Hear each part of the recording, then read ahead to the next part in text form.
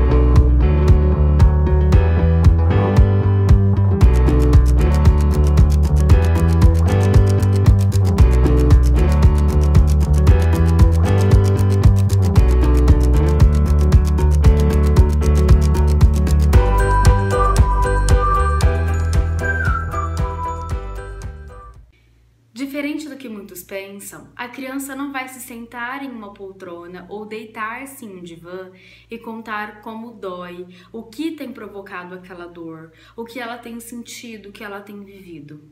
Até porque ainda é muito difícil para uma criança, e na verdade assim como nós também adultos temos dificuldades em nomear o que vem provocando aquela angústia, o que vem provocando aquele sintoma. Então, no trabalho de análise de crianças, que a gente vai nomear como ludoterapia, a técnica do brincar, que foi desenvolvido pela psicanalista austríaca Melanie Klein, da qual eu adoro e tenho a base dos meus atendimentos baseados nos escritos dela, né? Nós vamos conversar, nós vamos analisar, nós vamos tratar o sintoma daquela criança através das brincadeiras. É por isso que na primeira entrevista, né? Porque como que funciona uma estrutura de uma ludoterapia? A primeira entrevista inicial é com os pais. Por quê? Porque eu preciso entender qual é a história de vida daquela criança, qual é a queixa que ela traz, como foram seus anos até aqui, como é o dia a dia dela, o que ela faz, se os pais são separados, com que frequência vê um cônjuge depois o outro, né? Então tudo isso influencia no sintoma que a criança está tendo no momento. Então esse primeiro contato é somente com os pais. Caso nessa primeira entrevista a criança venha até o consultório porque a mãe não tem com quem deixar ou porque às vezes a mãe acaba esquecendo e acaba trazendo a criança junto, o primeiro contato vai ser com a criança antes de receber o pai e a mãe, e essa criança estará presente. Porque em um atendimento, seja ele de um adulto, de um adolescente ou de uma criança, o vínculo com o paciente, que no caso da ludoterapia é a criança ou o adolescente ou pré-adolescente, o vínculo é com esse paciente e ele nunca, em hipótese nenhuma, pode ser colocado em questão. Então, toda vez que eu for atender uma criança, que ela chegue na primeira sessão com os pais, eu vou atender primeiro a criança. É ela quem eu vou receber, quem eu vou apresentar o local, a quem eu vou me apresentar, a quem eu vou explicar o que ela está fazendo ali, porque os pais nos procuraram e que agora nós vamos ter um bate-papo com os próprios pais. E ela estará presente a todo momento, né? Porque o vínculo nunca pode ser colocado em questão.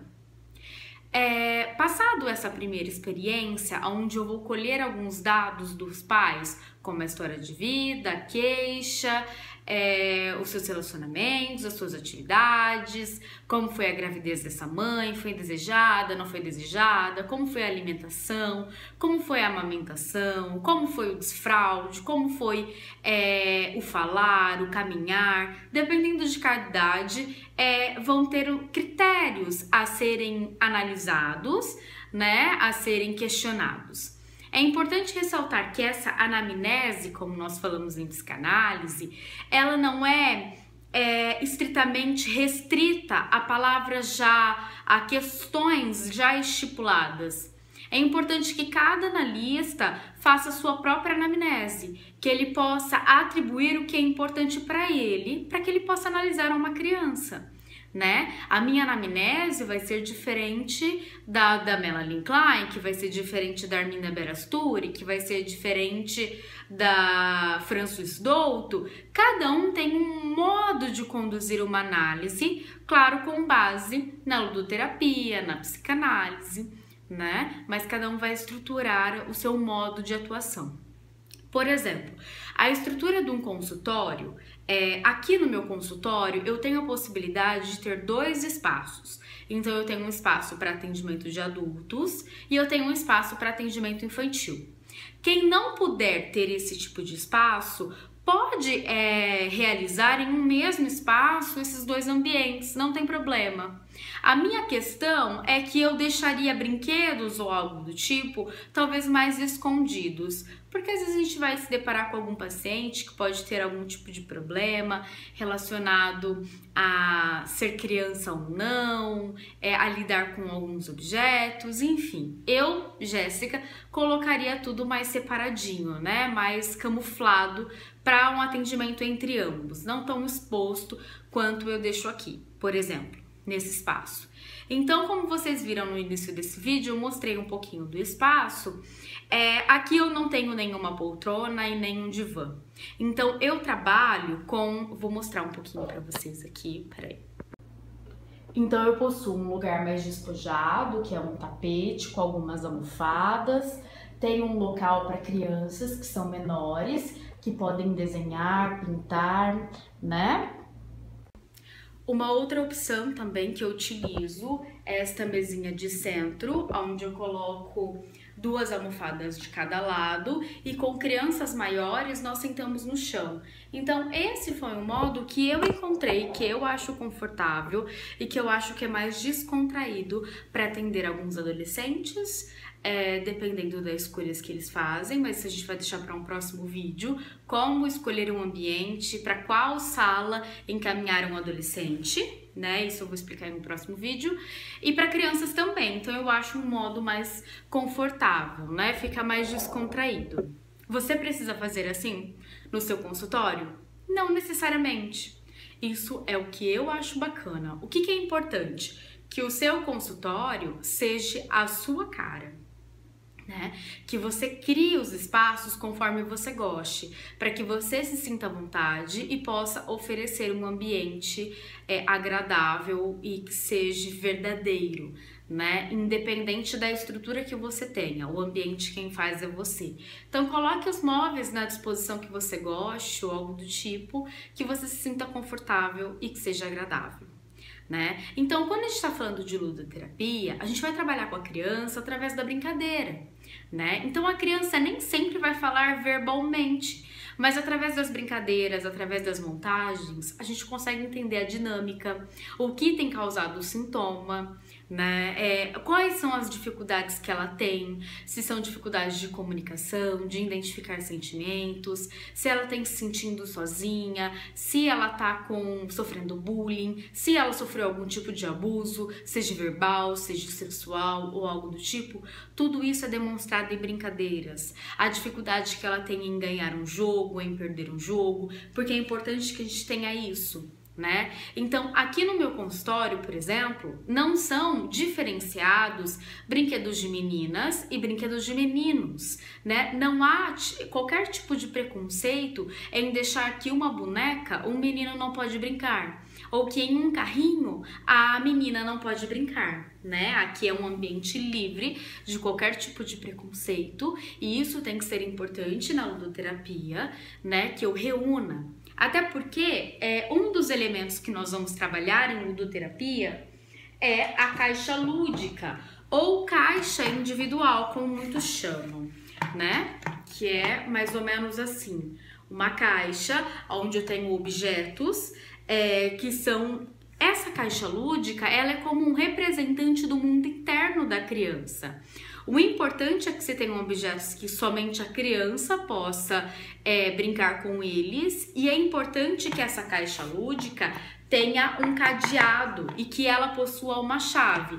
Esse é um método que eu trabalho. Eu entrego uma chave a cada criança para que somente ela possa abrir essa caixa. É é um vínculo, não só de confiança, né, de que ela possa ter algo que é só dela. É um contrato pré-verbal que nós fazemos, né? Isso foi um método que eu adotei, que eu acho muito interessante, que me traz bons resultados. Então eu coloco uma chavinha em uma fita de cetim e coloco em volta do pescoço da criança.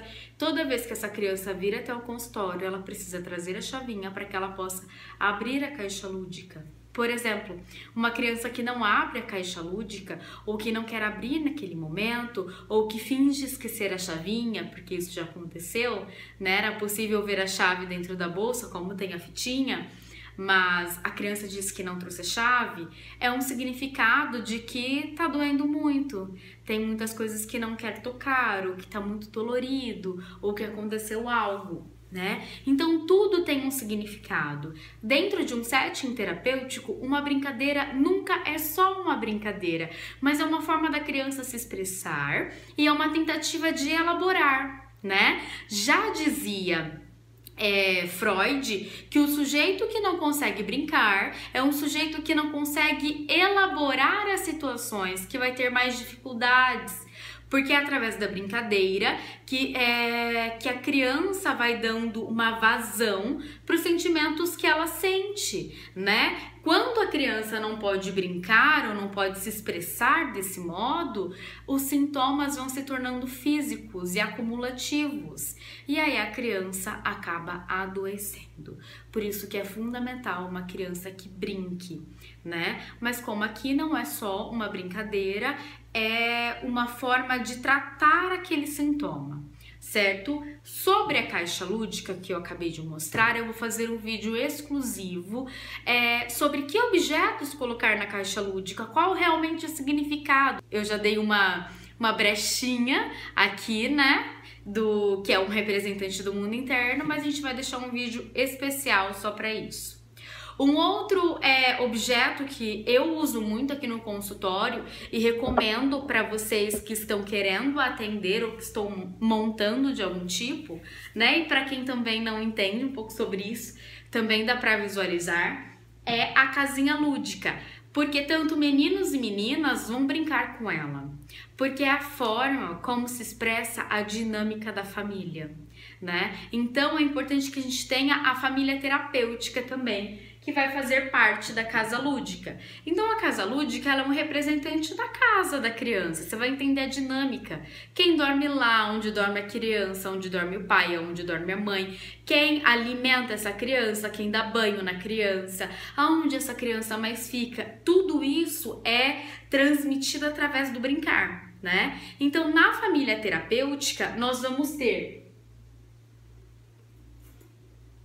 o pai e a mãe, por exemplo, né? E é importante que a família terapêutica seja sexualizada, né? Por quê? Porque a gente vai conseguir entender a questão da sexualidade infantil já tratada por Freud. Então, por exemplo, deixa eu mostrar aqui para vocês. A minha família terapêutica ela é articulada, né? Então é possível sentar, né? É possível deitar, enfim. Então nós temos aqui famílias sexualizadas, né? Família terapêutica sexualizada. Por quê? Porque eu vou entender na criança quais são as dificuldades dela, o que ela entende sobre sexualidade e tudo que vem a partir desses conflitos, né? Nós vamos falar de um complexo de Édipo em psicanálise, para quem já tem contato vai saber um pouquinho mais sobre isso, e é visível algumas questões, né? Então nós vamos ter também os avós, todos os bonecos são sexualizados, né? Apenas o bebê que não é, no caso da família que eu adquiri. Então nós temos um casal de avós, né?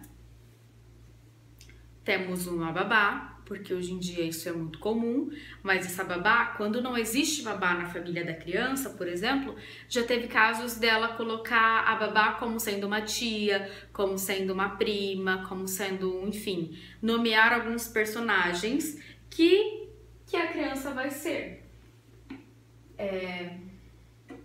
E nós vamos ter também duas crianças nesta família terapêutica, né? Nós temos um menino e nós temos uma menininha, né? E um bebê também.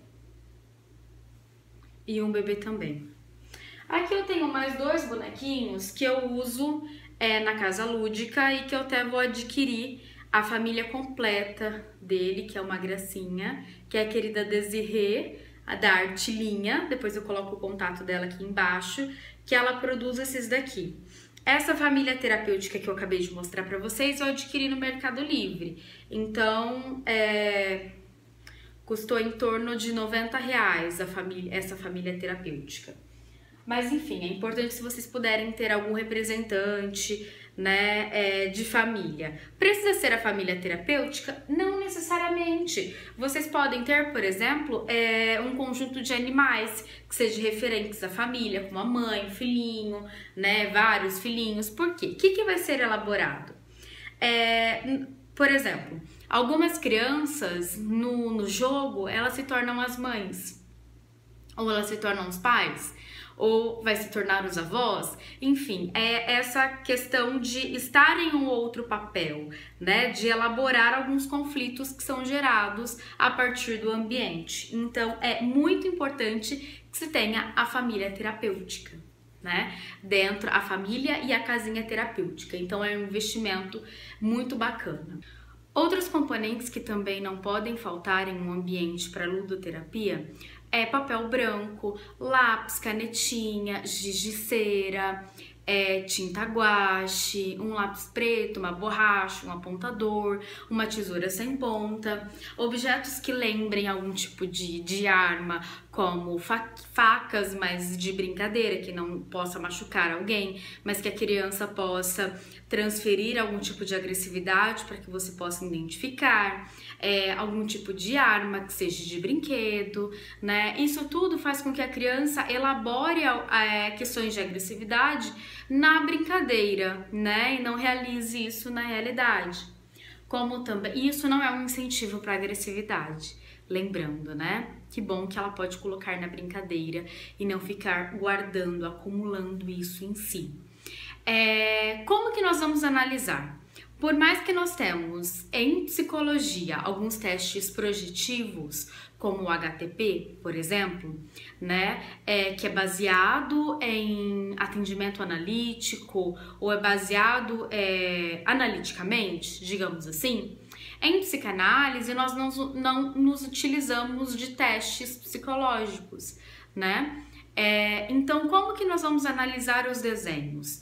Por exemplo, se nós pegarmos o teste HTP, cada desenho vai estar restringido a um significado. Então, se você desenha o tronco da árvore de um jeito, tem um significado, as folhas têm outro significado, tudo tem um significado, já descritivo em um papel. Na ludoterapia, como que nós vamos fazer isso? Nós vamos analisar o brinquedo não pelas nossas interpretações, analisar o desenho, perdão. Não pelas nossas interpretações, mas pelo da criança. Então eu vou questionando a criança aos poucos para que não se torne um interrogatório, né? Por que ela desenhou a porta da casa fechada, né? O que ela tem sentido, ou coisas do tipo. E a gente vai entendendo mais a dinâmica sobre os desenhos, sobre o que ela quer expressar, né? E inventando. O que é importante em ludoterapia? Os brinquedos que estão aqui, pelo menos essa é uma dica que eu acatei, né? Acatei assim no sentido de que eu achei muito coerente de uma professora ainda na faculdade, que ela falava sobre brinquedos eletrônicos e sobre o uso de algumas marcas, né? Então isso é algo que eu me preocupo muito e que eu não utilizo.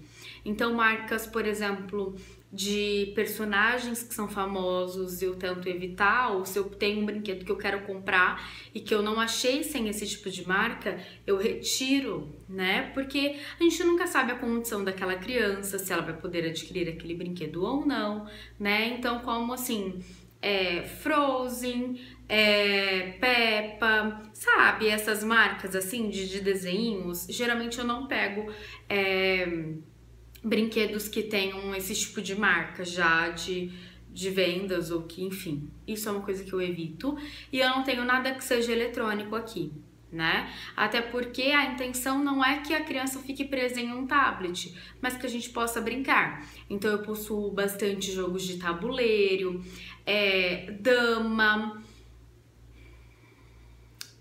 dama... Nossa, como que chama o outro? Esqueci agora. Dama, xadrez, dominó, jogo de memória, quebra-cabeça, tabuleiros como Monopoly, Jogo da Vida, A Hora do Rush, são outros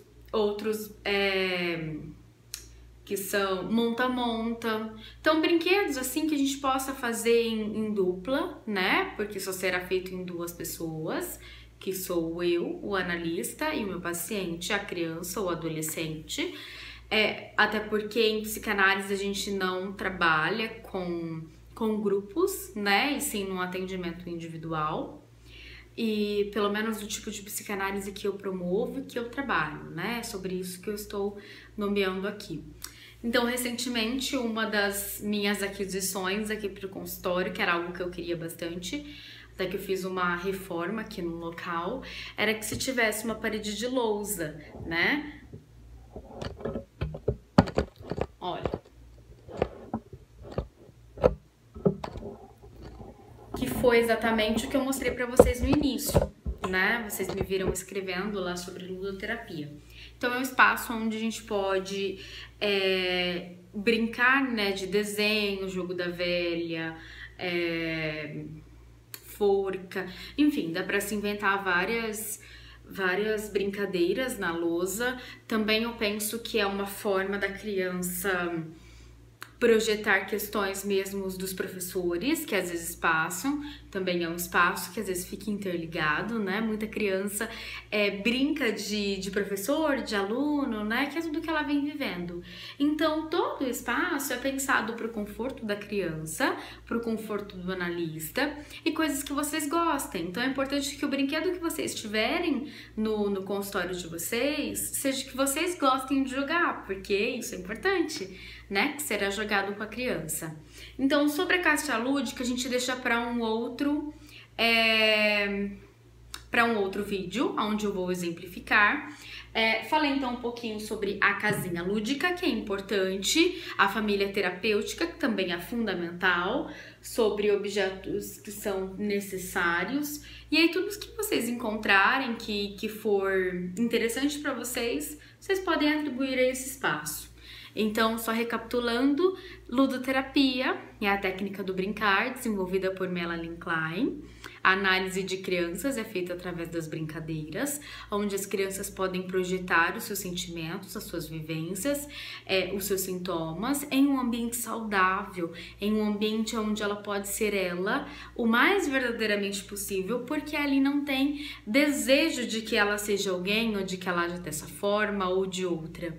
A ludoterapia, assim como a terapia do adulto, não tem um tempo estipulado de duração, então não tem como eu dizer que vai durar 2, 3 meses, 1 ano, 5 anos, isso é impossível ser definido, né? Isso vai depender da criança, vai depender da dor dela e do que será tratado. E o que é fundamental, que sempre é importante que nós recomendamos aos pais, por exemplo, que a partir do momento que a criança entra em um processo de análise, que eles também procurem uma análise pessoal, porque os filhos são os sintomas dos pais.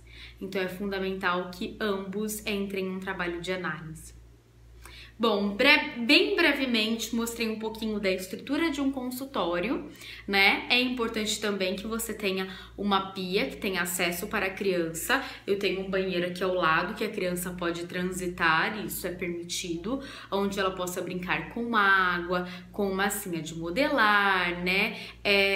Um objeto também que é importante, que é a argila, que são objetos para fixações da fase anal, por exemplo, que são objetos permissivos para elaboração, enfim, né? São algumas dicas de um ambiente. É importante que o seu chão possa ser molhado, que você tenha um espaço dedicado para isso. É por isso que tem uma parte aqui que não tem um tapete, por exemplo, né? Onde a gente possa brincar, onde possa sujar de alguma maneira, para que a criança possa se expressar livremente.